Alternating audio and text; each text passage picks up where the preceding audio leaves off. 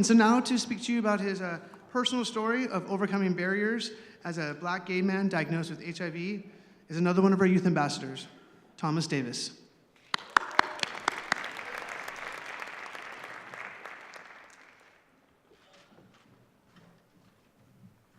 Hi everybody, how you doing?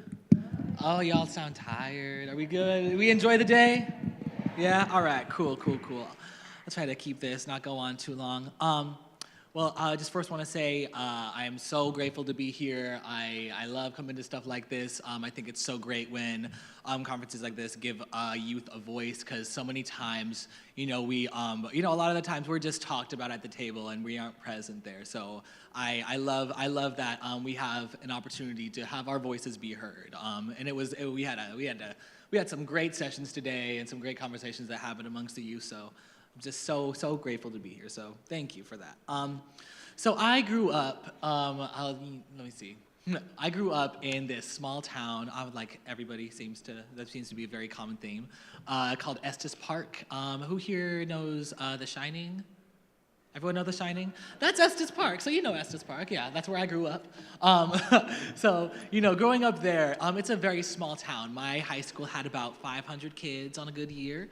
I was one of the only, I was the only out gay student. I was one of the only black students. I was one of the only adopted students.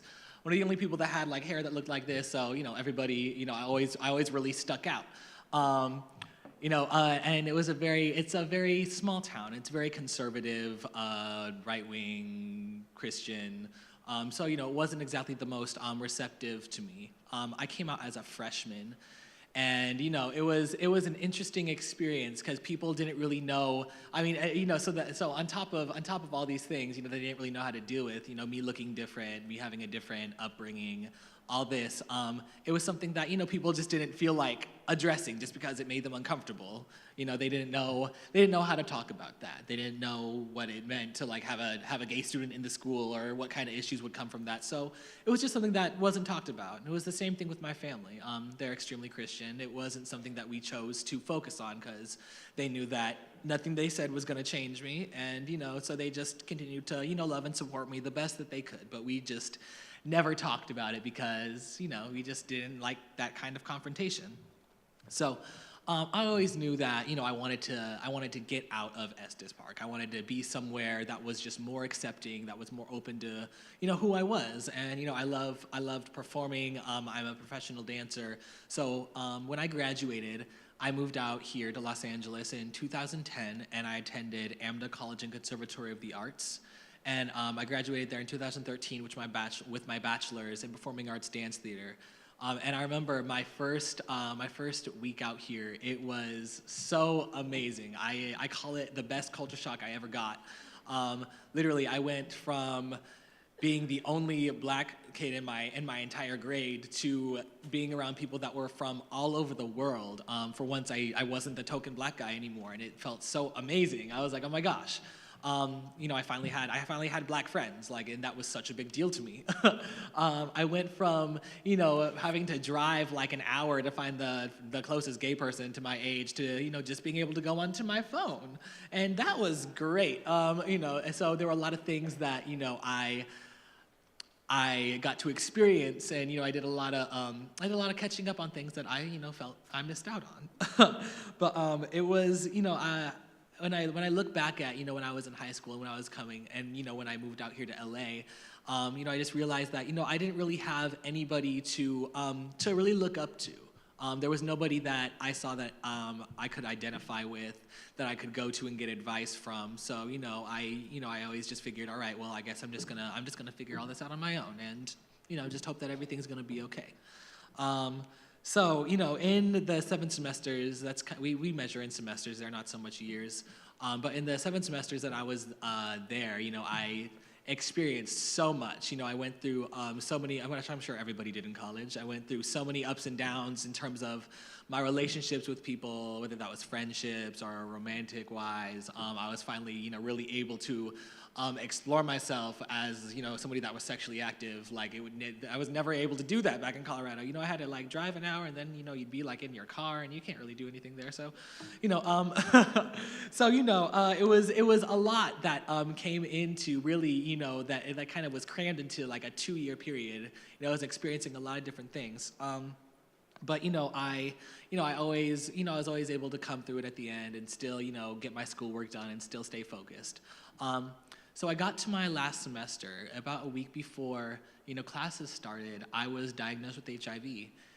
And I remember, sitting with the tester, and I went to an Out of the Closet in Hollywood, the one off of Sunset over there, by the Nickelodeon Studios. And I remember the girl that tested me. She was her. I don't know if it was her first day, but she was still in training. So there was still somebody there that was, facilitating her with it. I'm pretty sure I was the first reactive result that she gave, in her training, bless her heart. So I remember the first thing that I asked her, I just kind of sat there and stared at her, and I just asked, okay, so what does HIV do to you? And, in those moments, they explained it to me and, kind of used some technical terms that I needed them to explain. I didn't know what CD4 cells were. I didn't know what reactive meant. So, they explained it to me. And I was just sitting there. I was like, wow, I was just told I have HIV, and I have no idea what the hell that means. I grew up kind of knowing what it was. I learned some basics about it when I was in 7th grade science, because we were studying the circulatory system, and we tied that in to learn about blood, but they didn't approach it from a sexual place because, Colorado is kind of an abstinence-only state. Yeah, and it's totally legal. So, it wasn't something that I, knew. One of my favorite musicals was Rent, but they don't really talk about it like that either. So I didn't know a whole lot about HIV. So, in that process, it was such a shock to me. Just so I didn't really react. I didn't get all upset. I didn't cry just because it wasn't something that I even knew that much about. So I was like, okay, well, I didn't really know whether I should cry because I didn't know enough about it. So I left that day and I decided I wanted to figure out everything I could about HIV and how to stay healthy, what to expect, what I had to do to just continue living my life. And I found that I was pretty much doing that already. I was very, very active because I was dancing literally every single day. I was eating right. I was doing something that I love, so I was very happy. We made an appointment to go and see my doctor, so I was like, all right, well, then I'm going to get on medication soon. So there wasn't really anything that I felt I needed to freak out about. I was like, oh, okay, well, my life's going to go on. And it did.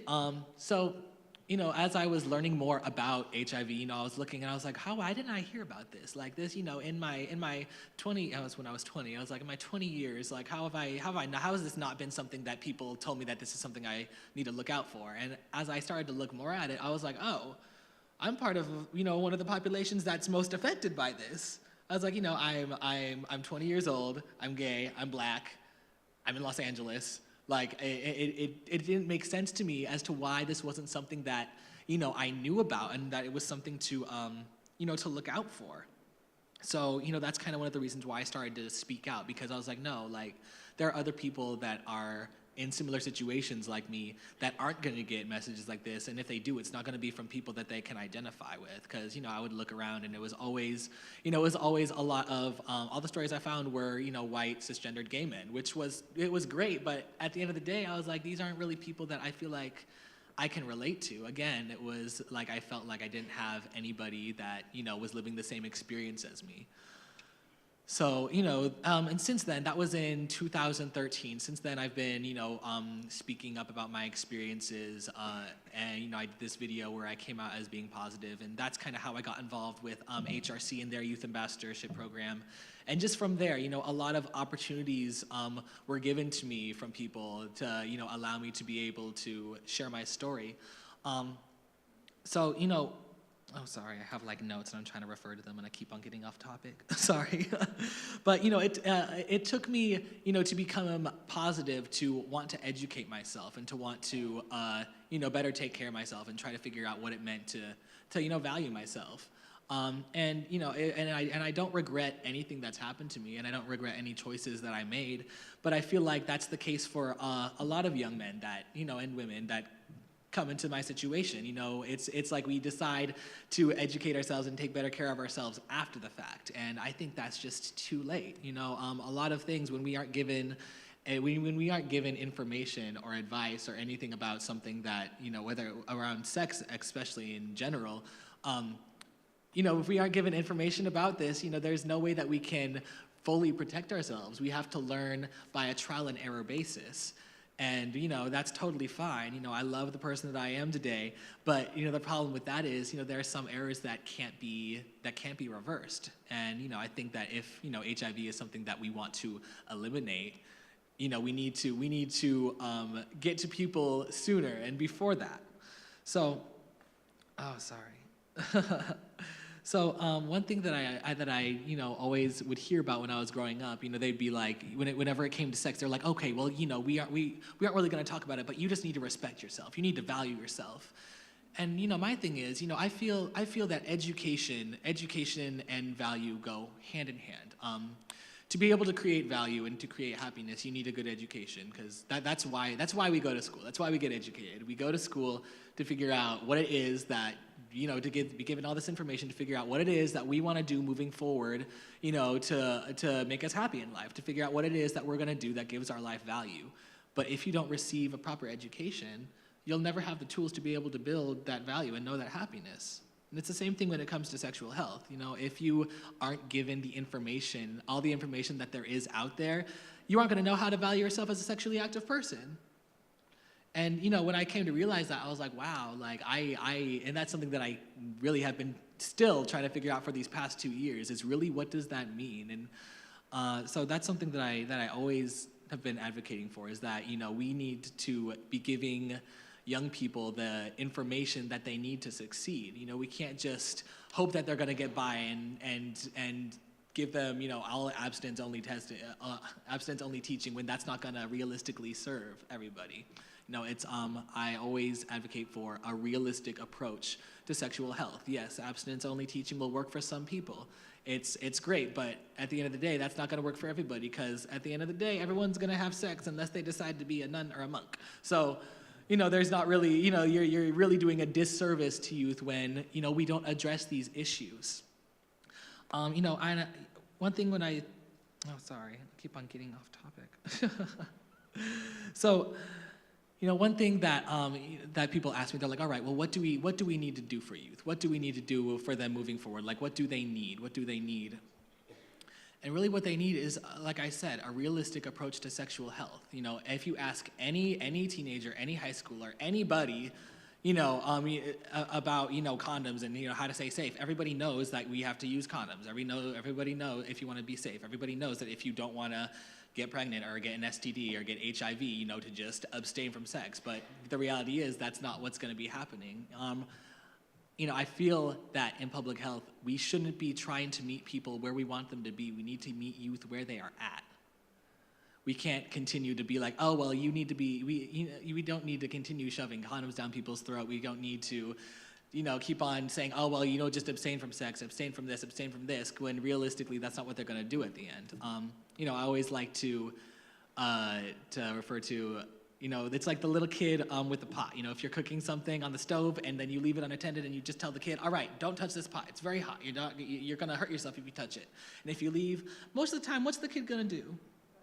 They're going to touch the pot. That's just what they do, just because we're curious people. So, instead of just saying, don't do this, it's better to tell people, give them the advice, be like, all right, I suggest that you don't do this, but if you are, here are the ways that you can stay the most safe. There are times when I bring PrEP up to people, like they said, people below the 110, they don't know about it. I bring that up at my workplace, and people are like, oh my God, like what? Like, why isn't this in the news? I was like, I don't know why it's not in the news. PrEP was available 2 years before, I was diagnosed with HIV.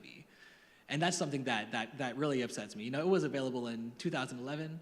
I was diagnosed in 2013.